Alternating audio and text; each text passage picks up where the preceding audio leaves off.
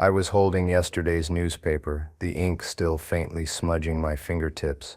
It was the city's premier broadsheet, the one that still mattered, the one whose arts and culture section could make or break a career. My career, the one I used to have, had been made in its pages, and now it seemed my old life was being unmade in the very same column. I wasn't reading it in a leather armchair in my penthouse apartment, a glass of vintage port at my elbow. I was sitting on an upturned milk crate in the back of a steel box on wheels, the air thick with the smell of caramelized onions and toasted sourdough. The critic, a man named Julian Vance, who had once described my sauces as symphonic, had written about a food truck. My food truck. He'd praised the simplicity, the honesty, the soulful authenticity of my food. And then came the final line. A sentence that felt less like an opinion and more like a verdict. A death sentence for one life and a birth certificate for another. Go to Leo's for dinner. His old place has lost its heart. Leo, that's me now. Just Leo. But I was Lawrence first, and this is the story of how I lost a name and found my soul. If you've ever poured your entire being into something, only to have the person you trusted most rip it away and hand it back to you in pieces, then you know a little of what this feels like. It's a story about revenge, I suppose, but not the kind you see in movies. This wasn't a dish served cold.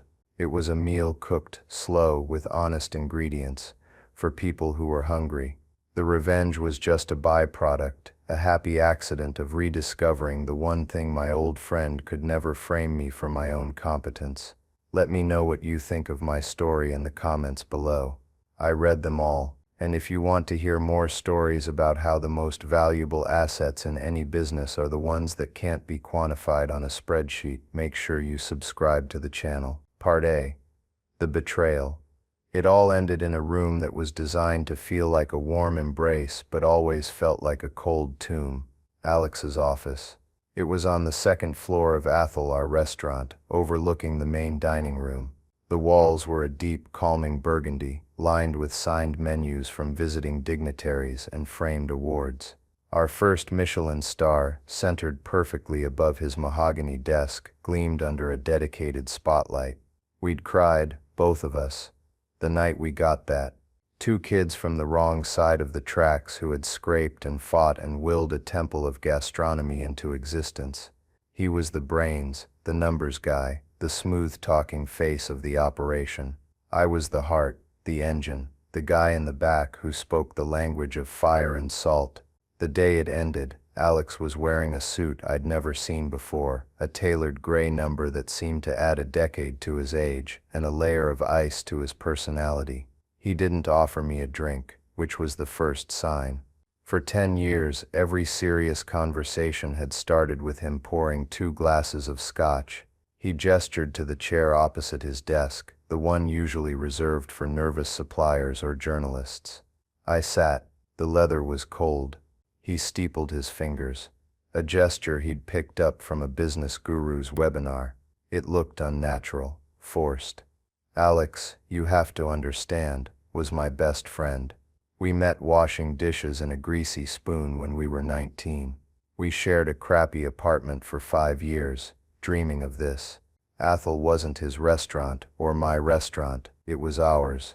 He started speaking in a low, measured tone, the one he used with lawyers. There are some financial discrepancies, Lawrence, serious ones. The board is concerned. Board? We didn't have a board. We had a handful of silent investors Alex managed, people I'd never even met. They were just names on a document he'd had me sign years ago. He pushed a thin folder across the polished desk. It slid to a stop just before my hands. I didn't open it, I just looked at him. Where was the Alex who had bailed me out of jail that one time, the one who held my hand at my father's funeral? He wasn't in this room. The numbers don't lie, he said, his eyes not quite meeting mine. They point to significant embezzlement. Falsified invoices from suppliers, inflated costs for produce. The paper trail, it leads directly to the kitchen. It leads to you. I felt a strange calm descend, the kind of clarity that comes in the moments before a car crash. I remembered the invoices, dozens of them over the past year. Alex would bring them to me during the chaos of service saying, "Hey, man, just need your signature on this. It's for the quarterly reports." He'd point to the line. I'd scrawl my name, my mind already on the next order, the timing of the fish course, the consistency of the juice. I trusted him. It was the foundation of everything we had built. My trust was the cornerstone, and he had just pulled it out. I didn't embezzle a dime, Alex. And you know it. His face flickered, just for a second. A flash of the old Alex, the one who knew I was telling the truth. But it was gone as quickly as it came, replaced by the cool mask of the CEO. I can't know that, Lawrence. I can only know what the auditors tell me. The investors are demanding action. We have to protect the restaurant. He was using the restaurant as a shield. Our restaurant. I stood up. I didn't shout. I didn't plead. In that moment I saw the whole thing laid out like a perfectly plated dish. The last few years he'd been talking more and more about brand diversification, about leveraging the Athol name. He wanted to open a line of airport bistros, a frozen food range. I'd always resisted. I told him it would dilute the brand, that the heart of Athol was in that one kitchen, on those plates. Competence, I used to say, doesn't scale easily. He saw me as a bottleneck, an obstacle to his ambition. The celebrated chef was now a liability, a problem to be solved. And Alex was always good at solving problems. He said, "It's better this way, a quiet resignation. We'll give you a generous severance package, provided you sign a non-disclosure agreement. No one has to know the details, a severance package." He was offering me my own stolen money to buy my silence. I just shook my head. I looked at the Michelin star on the wall. It looked cheap, theatrical, a prop in his little play. I said, "Keep the money, Alex. You seem to need it more than I do." I turned and walked out. The door clicked shut behind me, and it felt like a vault ceiling. As I walked through the kitchen, my kitchen, everything went into slow motion. My sous chef, a brilliant young woman named Chloe, saw my face and her hands froze over a piece of seared halibut. The dishwashers stopped their clatter. The whole brigade, my family, just stared.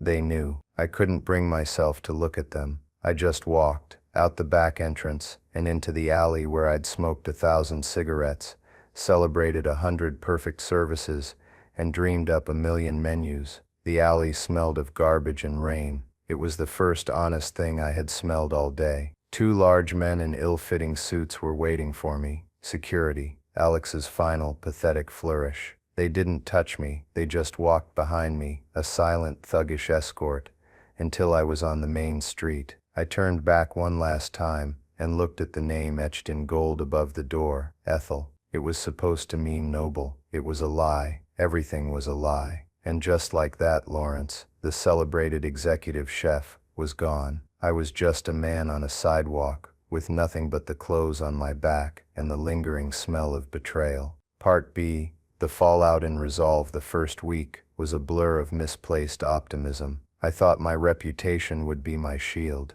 I was Lawrence. I had a star.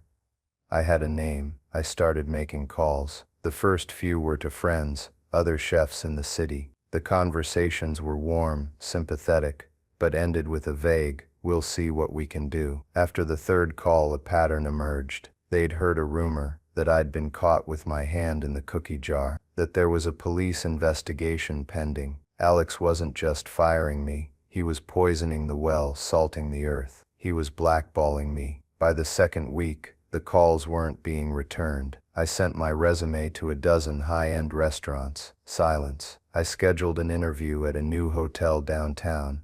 They canceled an hour beforehand. "An urgent matter has come up," the email read. The city's culinary scene, which had felt like a sprawling, welcoming family, had suddenly shrunk to the size of a pinhead, and I was on the outside of it. That's when the anger finally broke through the shock. I spent an entire day pacing my small apartment, a place I was about to be unable to afford. I replayed every conversation with Alex from the past 2 years, every late-night drink, every casual mention of finances. I was a fool, a trusting, naive fool, so lost in my world of clarified butter and microgreens that I didn't see the predator circling. I remembered one night, about a year before the end. We'd just had a record-breaking Saturday service. We were sitting in his office, drinking that ridiculously expensive scotch he loved. I was buzzing, high on the adrenaline of a flawless night. He was quiet, staring at a spreadsheet on his laptop.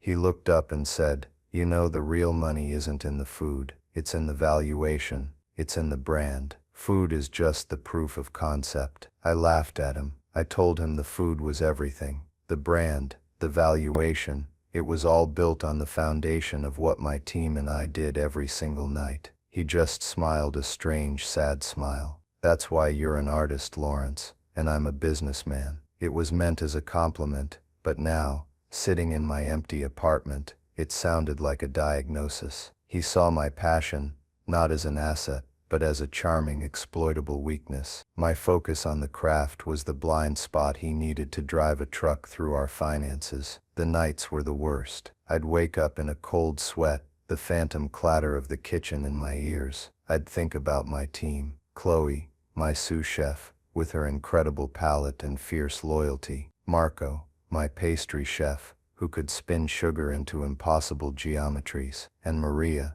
the head sommelier. She was younger, barely 25, but she had the wine knowledge of a 60-year-old master. She was more than a colleague. She was like the little sister I never had. I had hired her when she was just a nervous intern, saw her talent, and mentored her relentlessly. I wondered what Alex had told them. My phone rang one evening, an unknown number. I almost didn't answer. It was Maria. Her voice was a hushed whisper. "Lawrence, are you okay?" The simple question almost broke me. I don't know what happened, Maria." "I do," she said, her voice tight with anger. "He held a staff meeting. He told us you'd been let go for gross misconduct. He was vague, but the implication was clear. He made you sound like a criminal." "How's the kitchen?" I asked, my voice hoarse. "It's a morgue," she said. "He hired some corporate chef from a hotel chain. The guy wears a suit in the kitchen." "A suit?" "He wants to introduce pre-portioned frozen fish to streamline operations. He called your bouillabaisse recipe inefficient." "Chloe walked out yesterday. She told him to take his frozen fish and shove it. Marco is looking for another job." "Lawrence, it's falling apart. He's ripped the soul out of the place." We talked for an hour. She told me about the new cost-cutting measures, the cheap wine Alex was forcing her to push, the way he flinched now whenever someone said my name. Her call was a lifeline. It was the first time I felt like I wasn't going crazy. The betrayal was real. The sabotage was real. I wasn't just a disgruntled ex-employee. I was a casualty of Alex's greed. After we hung up, I felt a new kind of resolve forming. The anger was still there, a hot coal in my gut, but it was being joined by something else, a cold, hard determination. Alex had taken my restaurant, my reputation, my livelihood. He thought he had taken everything, but he hadn't. He couldn't take my knowledge. He couldn't take the skill in my hands. My savings were draining away at an alarming rate. The severance he'd offered, the hush money, was off the table. I refused to sign the NDA. I considered a lawsuit, but my lawyer was blunt. "It's your word against his. He controls the books, the records. You signed the invoices. It would take years, cost a fortune, and you'd likely lose. You'd be a pariah." Alex knew this. He had planned his attack with surgical precision. I was facing a bleak reality. I was unemployable in the only field I knew. I could move to another city, start over, but the thought felt like a defeat. This was my city. I had helped build its culinary landscape. I refused to be chased out. One afternoon, sunk deep into my couch in self-pity, I was rummaging through an old box of my mother's things. Tucked at the bottom was a small spiral-bound notebook. The cover was faded, stained with grease spots and fingerprints from a half-century ago. It was my grandmother's recipe book. I opened it. Her familiar, looping cursive filled the pages. recipes for things I hadn't thought about in decades. Pot roast, tomato soup, simple, honest, unpretentious food. The food I'd grown up on. The food that had first ignited my love for cooking, long before I learned what a sous vide machine was or how to make a foam. I went into my tiny kitchen. I found some canned tomatoes, an onion, some garlic. I started cooking her soup. The smell filled the apartment, a rich, savory aroma that was the polar opposite of the delicate, almost sterile scents of Athol. It smelled like home. It smelled like safety. I tasted it. It wasn't complex. It wasn't deconstructed. It was just good, deeply, fundamentally good. And that was the catalyst. The moment the despair finally cracked, I had spent the last 10 years trying to impress critics, impress investors, impress Alex. I had been chasing stars, chasing accolades, chasing a version of success that someone else had defined. What if I just stopped? What if I stopped trying to be Lawrence, the celebrated chef, and just went back to being the kid who loved to make a good tomato soup? The idea was insane. It was terrifying. It was also the only thing that made sense. I spent the next 2 days manically researching online, food trucks, permits, licenses, health codes. It was a different universe, a world away from linen tablecloths and sommeliers. It was a world of propane tanks and parking regulations. I took the last of my savings, a little over $10,000 that I'd scraped together, money I should have been using for rent. I found an ad for a used food truck. It was a rust bucket, a retired delivery van that looked like it had been through a war. The engine coughed, the paint was peeling, and it smelled faintly of stale bread and motor oil. It was perfect. I handed a grizzled man named Earl a cashier's check for every last penny I had. He looked at the check, then at me, then at the truck. "You sure about this, kid? She's got character." By which he meant she was a piece of junk. "I'm sure," I said. Driving it back to my apartment was an adventure. The steering wheel shuddered, the brakes groaned, and it listed to the left like a drunken sailor. I parked it on the street outside my building, and for the first time in a month I smiled. A real, genuine smile. It wasn't Athol, it wasn't elegant or prestigious. It was a beat-up metal box, but it was mine. I had gone from a Michelin-starred kitchen to a tin can on wheels. I had hit rock bottom, and the only way to go was up. I wasn't just going to cook. I was going to rebuild myself, one simple, honest meal at a time. This wasn't a business plan. It was a survival plan. Part C, the secret plan. My secret plan wasn't a plan at all. Not in the way Alex would understand it, with flowcharts and profit projections. My plan was simpler. It was a philosophy. It was to make food that mattered, food that had a story, food that I believed in. The revenge, the vindication, I wasn't thinking about that. I was thinking about survival. My strategy was authenticity, because it was the only thing I had left. The first step was transforming the rust bucket into a functional kitchen. I spent 2 weeks working from sunrise to past midnight. I scrubbed every inch of the interior with bleach and steel wool until my hands were raw. I tore out the rotten wooden shelves and replaced them with stainless steel countertops. I bought second-hand from a restaurant supply warehouse. I installed a small, powerful griddle, a couple of induction burners, and a new refrigerator. Every task was a lesson in humility.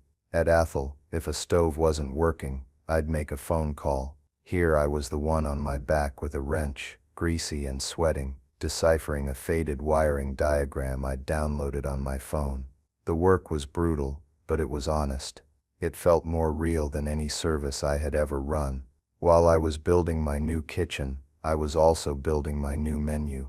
It consisted of exactly 3 items: a grilled cheese sandwich, a tomato soup, and a rotating special. That was it. But each item was an obsession. The soup was my grandmother's recipe, but I elevated it. I spent days testing different varieties of tomatoes, roasting them to concentrate their flavor, balancing the acidity with a touch of cream and fresh basil. It was simple, but it was perfect. The grilled cheese was my masterpiece. I decided against using fancy artisanal bread that would scream fallen chef. Instead, I learned how to bake my own, a simple, classic sourdough. The work was meditative, waking up at 4 a.m. to feed my starter, the feel of the dough coming alive under my hands, the smell of the loaves baking in my small apartment oven. It was a ritual that grounded me. For the cheese, I created a blend, a sharp aged cheddar for flavor, a young Gruyere for that perfect stringy pull, and a hint of smoked mozzarella for depth. I buttered the bread right to the edges and grilled it on the new griddle until it was a deep golden brown. It was just a sandwich, but it was the best damn sandwich I could possibly make. It was Lawrence-level execution, applied to Leo-level food. I needed suppliers, and I had no credit. My old contacts from Athol wouldn't touch me. The blackballing was ruthlessly effective. They were all tied to Alex's ecosystem. But I remembered an old man named Sal, a vegetable farmer who supplied produce to the Greasy Spoon, where Alex and I had first met. He was a stubborn old Italian, with hands like baseball gloves and a face carved from granite. He'd been cheated by enough slick restaurant owners to be wary of everyone. I drove the half-finished truck out to his farm, an hour outside the city. He was standing in a field of tomatoes, the sun beating down on his straw hat. He looked me up and down, his eyes missing nothing. "I remember you," he said, his voice gravelly. "You were the kid who actually cared about the basil. The other one, your friend, he only cared about the price." I told him my story. All of it. I didn't embellish, didn't ask for pity. I just told him the truth. I finished by saying, "I have no money, Sal, but I need your tomatoes. I'll pay you back as soon as I can." He plucked a ripe tomato from the vine, wiped it on his shirt, and took a bite. Juice dripped down his chin. He stared at me for a long, silent moment. "My father always said, you don't bet on the horse, you bet on the jockey. Your friend, he's a bad jockey. You got good hands. You know the soil." He waved his arm towards the field. "Take what you need. Pay me when you can. A man's character is his credit. Don't prove my father wrong." That single act of trust meant more to me than the Michelin star ever had. It was a reminder that real currency wasn't money or fame. It was integrity. Competence isn't cheap until you lose it, I thought to myself. Alex had lost his chief asset, me, and was now trying to fill the void with cheap substitutes. Sal, on the other hand, was making a long-term investment in character. My first day of service was terrifying. I parked the truck near a small industrial park on the edge of the city. I had my permit, my license, my immaculate little kitchen. I painted a simple name on the side in black letters, Leos. No mention of my past, no formerly of Athol, just Leo. I opened the service window at 11 a.m. and waited. For 20 minutes, nothing. Cars drove by without a second glance. I started to feel a familiar panic rising in my chest. What had I done? Thrown away my last dollars on a foolish dream? Then a man in a dusty work uniform walked up. He looked at my tiny menu board. Wow. "Grilled cheese?" he grunted. "How much?" $8, I said. He whistled. $8 for a grilled cheese? It comes with a small cup of tomato soup, I added quickly. He considered it, then shrugged. "All right, let's see what an $8 grilled cheese tastes like." I made his sandwich with the same care I would have used for a $60 plate of lobster at Athol. I watched him take the first bite. His eyes widened slightly. He took another, slower bite. He chewed, looked at the sandwich, then back at me. "Damn," he said. "That's a good sandwich." He walked off. That day I sold 12 sandwiches. I made $96. After paying for ingredients, I had barely cleared a profit. But it wasn't about the money. It was about the look on that man's face. It was about the 12 people who had taken a chance on me. I kept in touch with Maria. She would call once a week with updates from the front lines of Athol's decline. The corporate chef, Chef Soot as she called him, had completely alienated the remaining kitchen staff. He'd introduced a computerized ordering system that none of the old-school chefs could figure out. The food was inconsistent, the service was clumsy. The Yelp reviews were starting to turn vicious. "Alex is in denial," she told me one night. "He's convinced it's a temporary slump. He's blaming everyone but himself. He keeps talking about a new marketing push, about bringing in influencers. He thinks he can fix a food problem with a PR solution. He doesn't get it. The place has no heart anymore, Lawrence. It's just a beautiful room serving mediocre food."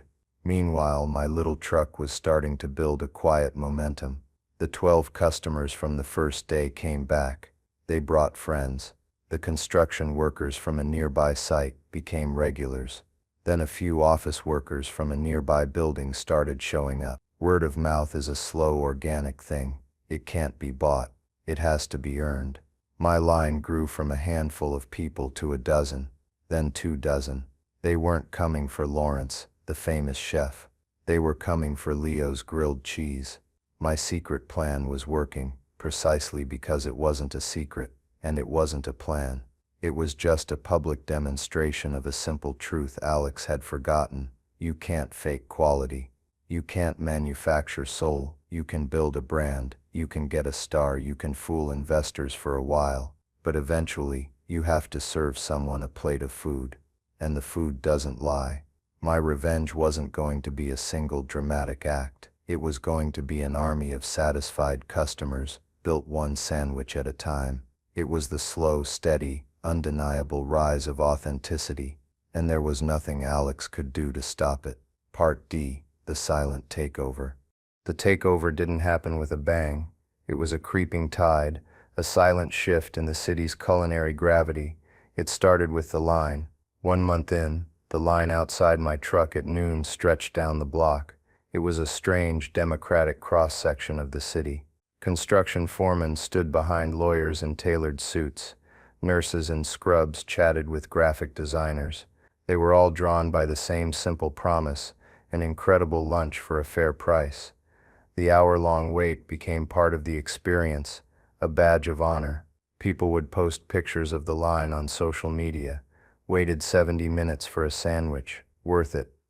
I was no longer just a food truck. I was a destination. I had to hire help. I called the one person I knew I could trust implicitly, a young cook named Javier, who had been a dishwasher at Athol when I hired him. I saw his potential, the way he watched the line cooks, the questions he asked. I'd promoted him, trained him myself. He had been one of the first to quit after I was forced out. When I called him, he didn't hesitate. "Chef, you just tell me where to be and when." With Javier handling the griddle, I could focus on the customers and the prep. We were a 2-man army in a steel box, a well-oiled machine cranking out hundreds of perfect sandwiches a day. The cash box, a simple metal tin, was overflowing by the end of each shift. I paid Sal back in full, with interest. He just grunted and gave me a crate of his best heirloom tomatoes. "Told you," he said. "Good jockey." The first tremor Alex must have felt was an article in a local business weekly. It was a short lifestyle piece about the new status lunch in the city. It talked about how executives were shunning stuffy, high-priced restaurants for more authentic underground experiences. It described a certain food truck, located in an unfashionable part of town, with a cult following and a line that was the envy of every restaurateur. It didn't mention my name or the truck's name, but the description of the transcendent grilled cheese and tomato soup was unmistakable. Maria called me the day it came out. She was working at another restaurant now, a stuffy Italian place she hated, but it paid the bills. She said. Alex brought the article into the pre-service meeting at Athol. He was waving it around, his face pale. He was demanding to know who this was. He said, "Someone is stealing our clientele. This is a targeted attack. He's paranoid, Lawrence. He's starting to see ghosts." The ghost had a name, and soon Alex would know it. A few days later, a sleek black car pulled up across the street from my truck. It just sat there for a long time. I was busy, shouting orders to Javier, handing out food, but I saw it out of the corner of my eye. The tinted rear window rolled down, and for a few seconds I saw him. It was Alex. He was just watching the line, watching the happy customers, watching me, a guy in a stained apron and a baseball cap, laughing with a customer. I couldn't see his expression clearly, but I could feel his stare. It was a mixture of disbelief, fury, and something else. He was looking at his own creation, the monster he'd unleashed. He had wanted to erase me, but he had only made me more potent by stripping me down to my essential self. After about 10 minutes, the car sped away. The next day, the harassment began. A health inspector showed up, clipboard in hand, acting on an anonymous tip. He was aggressive, officious, clearly expecting to find a filthy substandard operation. He spent an hour, going over every inch of my truck, swabbing surfaces, checking temperatures, scrutinizing my paperwork. He found nothing. My kitchen was cleaner than most hospital operating rooms.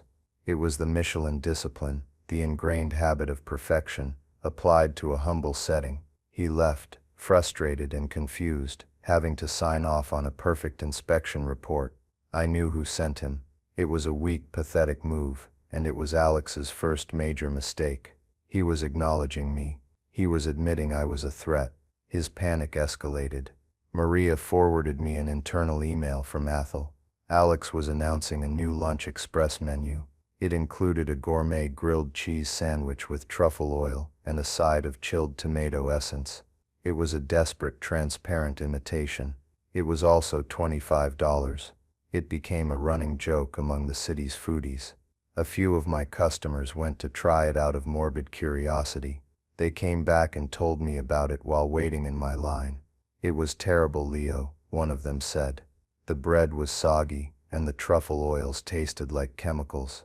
It was a sad, soulless sandwich." Alex didn't understand. He thought he could replicate the product, but he couldn't replicate the process. He couldn't replicate the sourdough starter I nurtured every morning. He couldn't replicate Sal's tomatoes. He couldn't replicate the heart. He was trying to fight a war of authenticity with a war chest of marketing buzzwords and overpriced ingredients. He was losing, badly. My silent takeover was almost complete. I hadn't taken out a single ad. I hadn't poached a single employee or client. I hadn't said a single bad word about Alex or Athel. I didn't have to. I just focused on my work. I let the quality of my food and the loyalty of my customers speak for me. My truck had become a symbol. It was a quiet rebellion against everything Athel had become overpriced, inauthentic, and heartless. The balance of power in the city's food scene was shifting, not because of a corporate strategy, but because of a simple $8 grilled cheese sandwich made with integrity. The ghost Alex was seeing wasn't me. It was the ghost of the restaurant he had murdered. The power shift. The day the power officially shifted, I didn't even see it coming. It was a Tuesday, usually my busiest day. The line was a solid 70 people deep, snaking around the corner. Javier and I were in the zone, a blur of motion and communication, when a familiar face appeared at the window. It was Maria. She wasn't dressed for her stuffy sommelier job. She was in jeans and a t-shirt, her hair pulled back in a ponytail. She had a determined look on her face. "Leo, I'm done," she said, her voice clear and strong over the sizzle of the griddle. "I walked out this morning. I told my boss that life is too short to sell overpriced Chianti to people who don't appreciate it." I stopped what I was doing. "Javier, you got this?" He nodded, not missing a beat.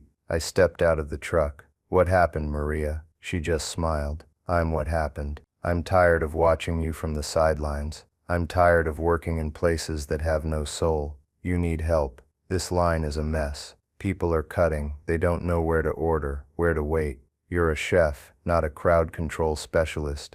Before I could even respond, she turned to the line and clapped her hands. "All right, listen up, people," she announced, her voice projecting with the authority of someone used to commanding a dining room. "Single file line, right here against the wall. Order at this end of the window. Pick up at the other. Have your payment ready. Let's go. Let's keep it moving." The crowd, surprised into obedience, shuffled into a neat, orderly queue. Maria just winked at me. "See? You need a front-of-house manager. I'm working for free until you can afford to pay me. Now get back in there and make some sandwiches, chef." Her arrival was more than just a helping hand. It was a statement. She was the first high-profile defection from the world of fine dining to my humble truck. She chose my chaos over their order. It was a talent exodus of one, but it was the one that mattered. It sent a ripple through the city's service industry. Alex's reaction was predictable. He doubled down on his desperate counter-manipulations. A week after Maria joined me, a lawyer's letter arrived at my apartment.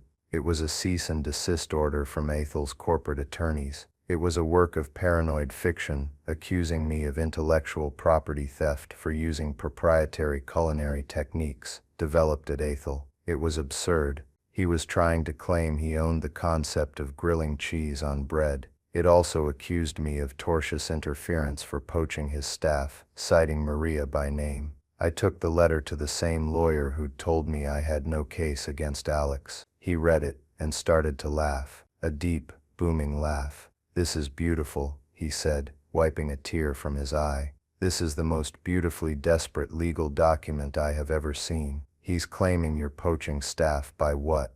Being so successful that they quit their jobs and volunteer to help you. He's suing you for being too competent." My lawyer drafted a response that was a masterclass in polite professional scorn. It pointed out that my menu bore no resemblance to Ethel's, that my techniques were fundamental culinary practices in the public domain, and that Maria was an at-will employee who had exercised her right to seek employment elsewhere. He ended the letter with a dry sentence: "We trust this resolves the matter, and that your client will redirect his focus to his own business operations, which by public account appear to require his full attention." The final, most significant shift in power came on a sunny afternoon in late autumn. I was in the zone, calling out orders, when I looked up and saw him, Julian Vance, the city's most feared and respected food critic. He was standing in the middle of my line, dressed down in a simple polo shirt and jeans, looking for all the world like just another customer. My heart hammered against my ribs. Part of me wanted to give him something extra, a special preparation, but I knew, instantly, that would be a fatal mistake. The whole point of Leo's was that there was no special treatment. Everyone got the same perfect sandwich. He finally reached the window. He didn't introduce himself. He just ordered one grilled cheese and a soup. I took his money, my hand shaking slightly. I turned to the griddle and made his sandwich. It was the most important sandwich of my life. I watched Javier place it in the simple paper tray, add the cup of soup, and hand it out the window. Vance took it, found a spot on the curb, and sat down to eat. I tried not to watch him, but it was impossible. He ate slowly, deliberately. He took a bite of the sandwich, then a sip of the soup. He closed his eyes for a moment. He finished the entire meal, cleaned up his trash, and walked away without a word. I didn't sleep for 2 nights. I had no idea what he would write. He could destroy me. He could call me a charlatan, a one-trick pony. He could dismiss the whole operation as a gimmick. The power was entirely in his hands. The column came out on Thursday. Maria brought me the paper, her hands trembling. I read it, standing right there on the pavement next to my truck, and I felt the world tilt on its axis. The power wasn't in Alex's hands, or the lawyers, or even the critics. It had been in my hands all along, in the sourdough starter, in the pot of soup, in the simple, unwavering commitment to doing one thing perfectly. The critic was just the person who noticed. Part F, the vindication. The review was more than a review. It was a eulogy for one restaurant and a coronation for another. Vance didn't just praise the food, he understood the story. He wrote about the monastic devotion to a simple craft, the joyful rebellion of a long line of people choosing a $10 lunch on a curb over a $100 experience in a stuffy room. He called the grilled cheese a platonic ideal and the tomato soup a hug in a cup. He masterfully contrasted the vibrant living energy around my truck with the cold corporate perfection he had experienced on a recent visit to Ethel. He never mentioned my name, Lawrence. He just called me Leo, the mysterious chef proprietor. He was protecting me, respecting the new identity I had built. And then came the final line. The line that echoed through the city like a gunshot. Go to Leo's for dinner. His old place has lost its heart. The effect was instantaneous. That day the line wasn't just long, it was biblical. It snaked through 3 city blocks. We sold out of food by 1 p.m. The next day was the same. My little truck was no longer just a local sensation, it was a national news story. Food bloggers from across the country flew in to try the sandwich. I was getting calls from television producers. I ignored them all. I just kept my head down and cooked. The confrontation I had been dreading and on some level craving came a week later. It was after we had closed for the day. Maria and Javier had gone home. I was alone, doing my deep clean, the ritual that brought me peace. The metal door of the truck was open to the cool night air. I heard footsteps in the alley and looked up. It was Alex. He looked terrible. His expensive suit was rumpled, his face was gaunt, and his eyes were hollowed out with a kind of desperate rage. He wasn't the calm, calculating CEO who had fired me. He was a cornered animal. He stood there for a moment, just staring at me at the immaculate, gleaming interior of my truck. You planned this, he finally hissed. Don't lie to me, this whole thing, this pathetic little sandwich stand. It was all a calculated plan to ruin me. I didn't stop what I was doing. I continued wiping down the stainless steel counter with a clean cloth. I didn't look at him. My voice was quiet, even. You give me too much credit, Alex. And you give yourself too little. I didn't ruin you. You did this all on your own. What's that supposed to mean? He spat. I finally stopped and looked at him. My hands were clean. My conscience was clear. You thought the restaurant was a brand. You thought it was a balance sheet, a valuation. You thought you could cut out the most expensive part, the skill, the passion, the heart, and replace it with a cheaper model. You thought the star on the door was the asset. You were wrong. The asset was the trust my team had in me. It was the knowledge in my hands. It was the soul we poured into the food every single night. You didn't frame a chef, Alex. You evicted the soul of the place. He was shaking his head, refusing to hear it. I had a business to run. I had investors to answer to. You were holding us back with your artistic temperament. No, I was holding it together. I was the reason the investors had anything to invest in. You got rid of me, and the entire structure collapsed. This truck, this line, this review, this isn't my revenge. This is just a consequence. It's a market correction. The city is telling you what they value. And it turns out, it's not a $25 imitation, it's an $8 original. He looked utterly defeated. The anger drained out of him, replaced by a pathetic, pleading look. We can fix this, Lawrence. Come back. I'll fire the new guy. We can tell everyone it was a misunderstanding. Name your price. I'll give you a partnership stake. A real one this time. The offer was so ludicrous, so completely tone-deaf, that I almost laughed. He still didn't get it. He was trying to buy back the soul he'd thrown in the garbage. My name is Leo, I said softly, and I'm not for sale. Now if you'll excuse me, I have to prep for tomorrow. I have customers waiting. I turned my back on him and went back to my work. It was the single most powerful thing I could have done.